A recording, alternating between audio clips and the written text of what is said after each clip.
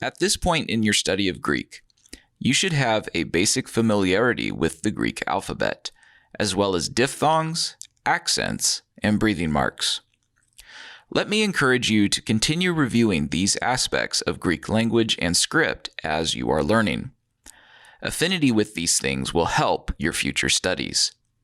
In this video, you will be introduced to Greek nouns. You may remember from school that nouns are persons, places, or things. I am a noun. Thou art a noun. He, she, or it is a noun. We are a noun.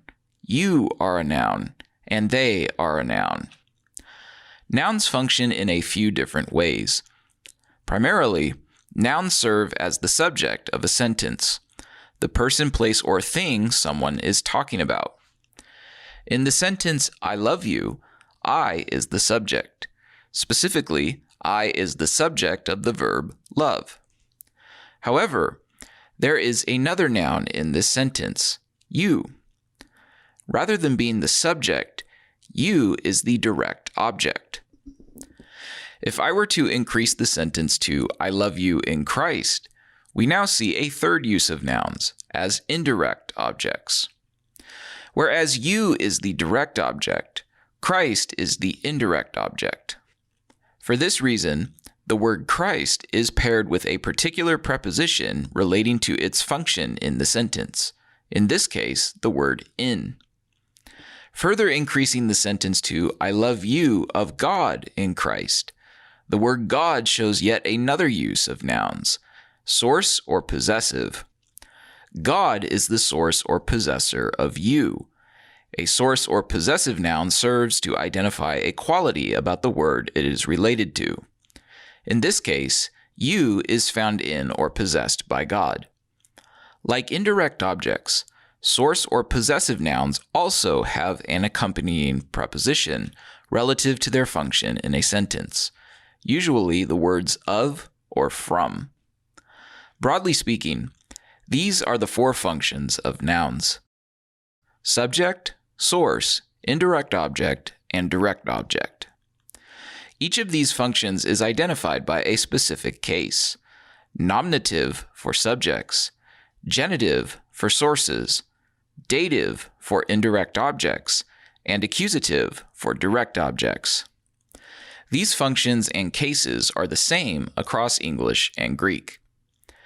Before progressing further in your Greek learning, you must memorize these cases and their corresponding functions. In English, we identify the case of a noun by 1. Its placement in a sentence, and 2. Assigning it a corresponding preposition. By changing one and or both of these things, we change the meaning of a sentence. For example, I love you of God in Christ means something different than I love God of Christ in you. Here is one of the fundamental differences between English and Greek.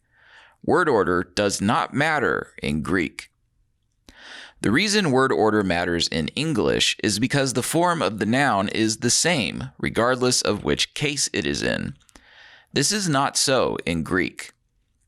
A Greek noun changes its form with respect to its case. We identify a noun's case, and therefore how to properly translate it, not by the order in which it's written, but by the form in which it is written. Each case has a unique form that it corresponds to. These forms are marked by a specific ending. These endings are referred to as case endings. The case endings for nouns come in one of three groupings. These groupings are referred to as declensions. A Greek noun will be either first, second, or third declension in its case form. You will be introduced to each of these declensions individually in future lectures. For now, it is important to note that each declension possesses case endings that are unique to that declension. These case endings correspond to the four cases we already reviewed: nominative, genitive, dative, and accusative. In addition, each case has a singular and plural form and a case ending that corresponds uniquely. Whereas in English, we supply certain prepositions to identify a noun's case, these prepositions are largely implied through the case form of the noun in Greek. You must be aware of this in your attempts at reading and translation. Generally, translation of genitive nouns is done by supplying either of or from with the noun. Likewise, translation of dative nouns supplies to or for with the noun. In, at, by, with, and on are also frequently used in translation of datives. For example, the Greek word for God is theos. Theos is the nominative singular form of the noun. When it is written this way, it is identified as a subject of a sentence. This is also the form of the noun that is written in a lexicon. Thus, sometimes the nominative form is referred to as a noun's lexical form. If, however, theos is not the subject of a sentence, or if it is plural rather than singular, it will be written in a different form. For example, the nominative plural form of theos is theoi. The consequence is that, rather than being translated as God, it should be translated as gods. Note that this is not a different word. It is the same word, but a different form. Further, if theos were serving as a genitive, it is written as theou. The translational value would then be of God or from God. We will cover all of the case endings and their translational values in future lessons also. Consider this an introduction to familiarize yourself with the concept of case forms. Before we conclude this lesson, you also need to know about nouns and the definite article. Nouns can be either definite or indefinite. This status is referred to as a noun's definiteness. In English, we indicate a noun's definiteness with either the word the for definite nouns or the word a for indefinite nouns. For example, the god versus a god. Greek works similarly. Definite nouns in Greek will be accompanied by the definite article. Definite articles will have their own lesson. Again, consider this as purely introductory to the concept. Important to note immediately, though, is that the definite article will match the case of the noun it is related to. For example, ho theos, the god, or hoi theoi, the gods.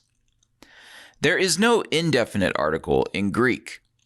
If a Greek noun is indefinite, it will simply lack a definite article. However, there are a number of instances in Greek where definite nouns lack a definite article. Proper translation must always be aware of the greater context to properly interpret what an author is attempting to communicate. In the next video, we will examine the case forms of first declension nouns. For a further study of Greek, I recommend Greek 101, Learning an Ancient Language from the Great Courses, and Basics of Biblical Greek by Zondervan Academic. You will find links to both of these courses in the description.